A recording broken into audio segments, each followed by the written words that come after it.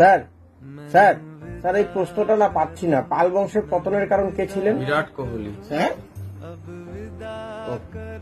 Sir আমার অঙ্কটা হয়ে গেছে, উত্তর এসেছে 18। স্যার আমারও হয়ে গেছে, আমার এসেছে 0। শূন্য।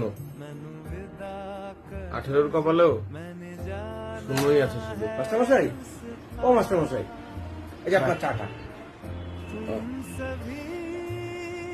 বৌদি, এই কাপটা নিয়ে যান, আমাকে প্লেটেই চাটা দিয়ে দিন।